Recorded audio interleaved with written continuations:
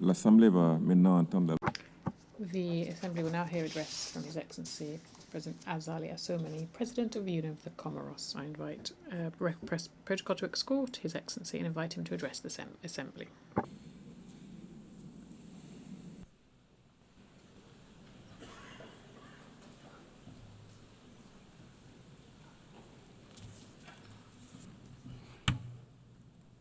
Bismillahirrahmanirrahim.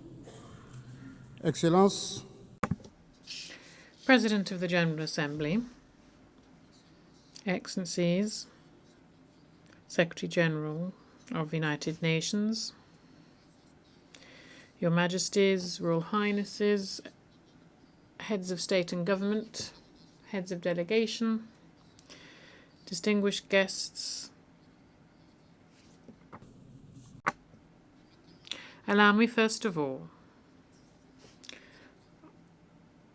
on behalf of the Comorian delegation, to address our warmest thanks to the American authorities for the hearty welcome and the excellent organisation of the 80th session of our Assembly.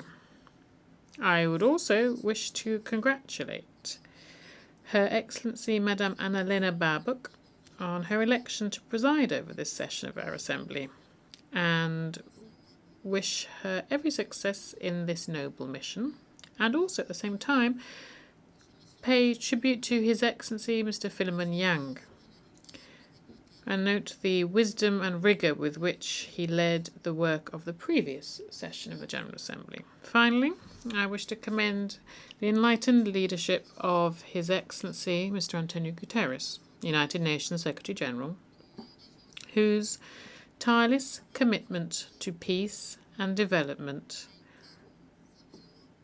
accurately embodies the ideologies enshrined in our Charter at a time when the international order is unfortunately facing severe turbulence.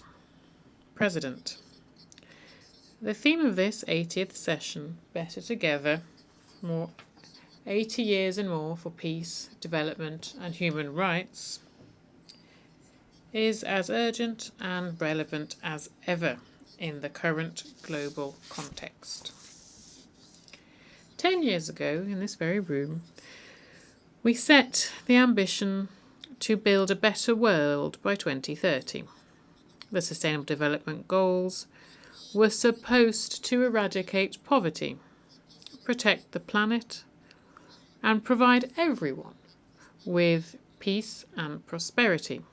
However, with 5 years to go before the deadline, it is notable that the world is not more just, more peaceful, or more equitable. On the contrary, inequalities have increased, conflicts multiplied, and humanity is moving further and further away from the vision that once drove us. This is the case in Europe with the conflict in Ukraine, in Africa, the situation in the Sahel, and the crisis in the Great Lakes region. The Palestinian tragedy is perhaps the most shocking demonstration of this. For more than 70 years now, and today even more so than before, the Palestinian people have been suffering the pillaging of their ancestral lands, suffering exile, torture, and humiliation. Their recent history is simply a succession of pages written in blood, indifference, and scorn. When faced with this tragedy, rightly qualified as a genocide by many experts, the international community is far too often simply verbally condemning this without any concrete action. We rightly condemned the barbaric acts committed on the 7th of October in Israel, but the disproportionate response that has been unleashed in Gaza since then is indeed a genocide. 80% of the victims are children, older persons, or the ill. They have been killed by shelling, which does not spare hospitals, aid distribution centres, schools, UN staff, or journalists. The crimes perpetrated against Palestine stem from an untenable contradiction. Indeed, how can a government elected by a people who were victim of the Holocaust, how can they commit a genocide before the very eyes of the entire world and inflict similar trauma on others today? War, exile, and oppression. How can Israel, in addition, take it out on everyone else, entering into deadly conflict with all of its neighbours? As the old adage goes, we don't choose our neighbours, but we have to live in peace and security with them. Thus, we must welcome the courage and the humanity of the Israelis, friends from Israel who are raising their voices against this barbarity. Bravo and thank you to you, dear friends. And as history reminds us, when we look at the tragedy of the Holocaust, Arab, African and Muslim countries have never been on the side of the perpetrators of genocide. On the contrary, our forefathers and our ancestors were risking their lives. They fought alongside the Allies to defend the Jewish people and hosted them, welcomed the survivors into their country. President of the Union of the Comoros, loyal as it is to its principles and respecting international law, reaffirms its tireless support to the two-state solution, living side by side, with East Jerusalem as the capital of the State of Palestine, which is the only solution for peace and security for Israel and for the entire Near and Middle East region.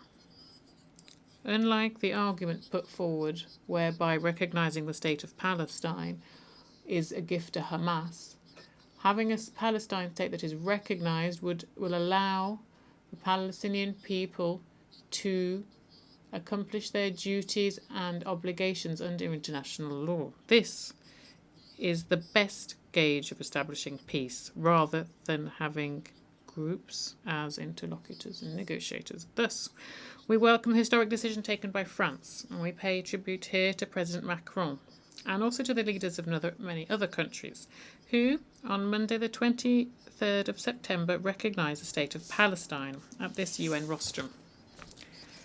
We welcome this positive initiative, which comes following the New York Declaration, which was adopted also in September by the General Assembly.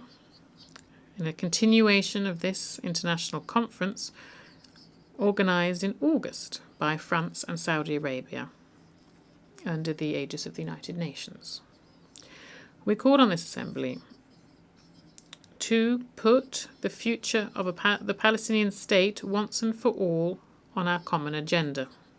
It is our moral responsibility to act, because with every day that goes by without action being taken, thousands of innocent people, women and children, die.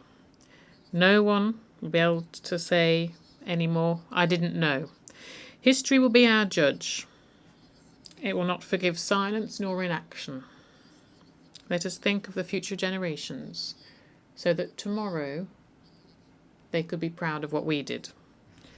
President, peace and development cannot be built without justice and inclusion. That is why, 65 years after a wave of independence, Africa is a continent of more than 2 billion people. Now Africa must finally obtain its legitimate rightful place within the Security Council of the United Nations. The vision of the African Union, a united, prosperous, peaceful Africa that is master of its own fate, fully echoes the spirit of this session. During my presidency of the African Union, I prioritised conflict resolution and mediation to, once and for all, silence the guns.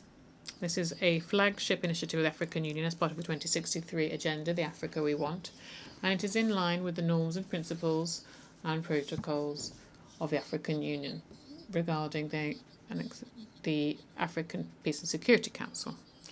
This commitment is the key for the effective implementation of the African Free Trade Area, which itself is a pillar for a strong Africa within the concert of nations.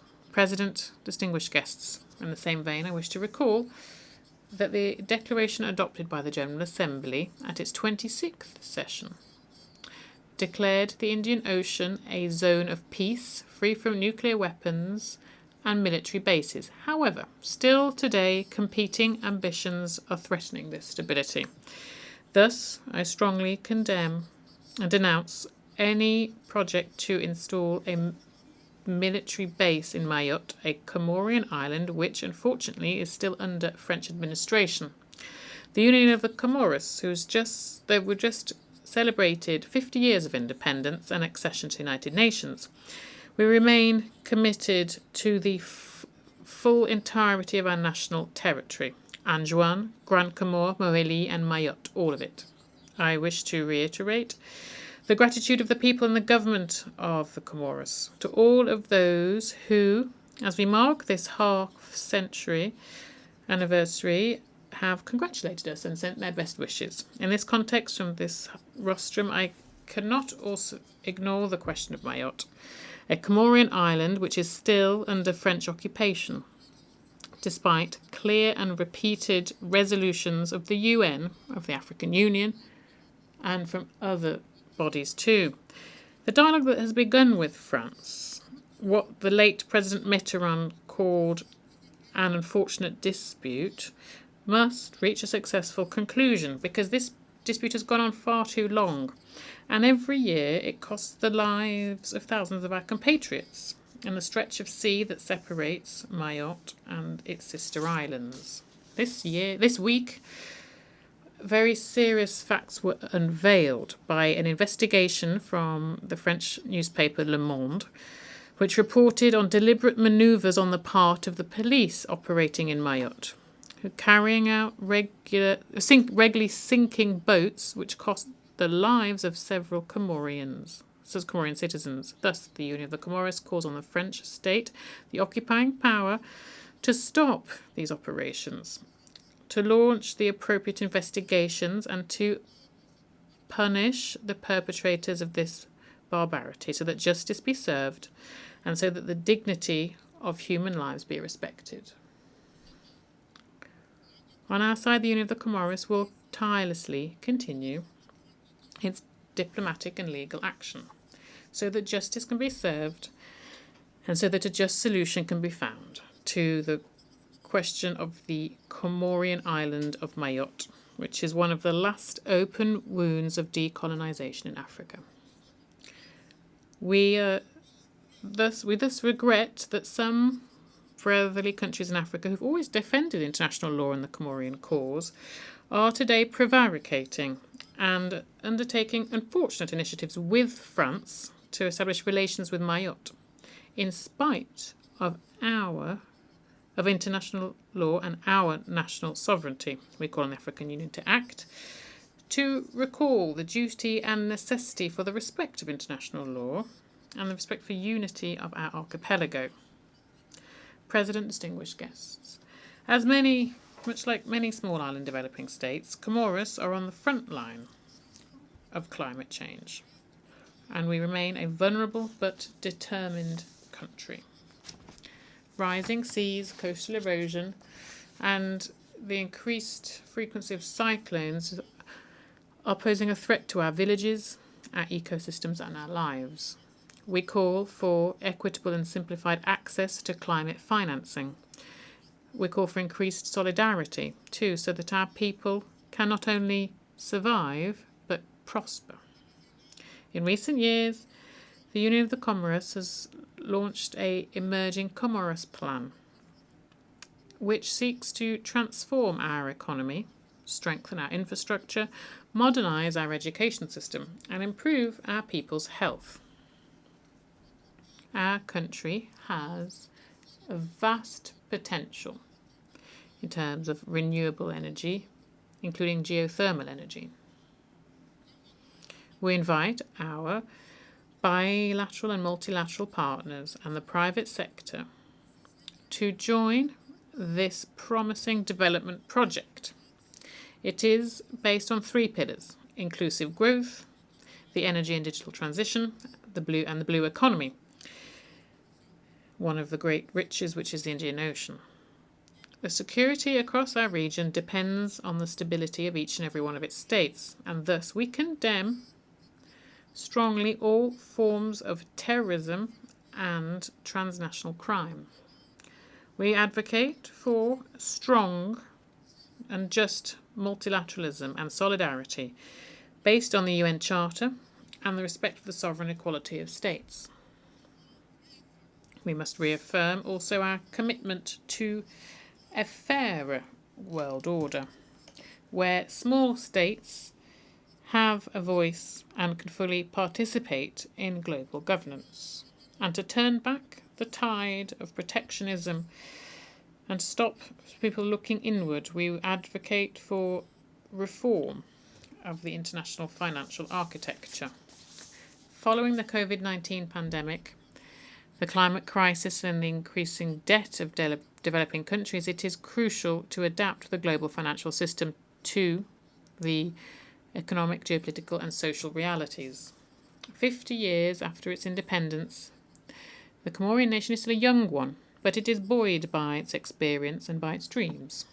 The Comorian people is proud of its history and confident in its future, and they remain committed to this assembly, which embodies our common aspirations for peace, justice and development, which must be consistently consolidated.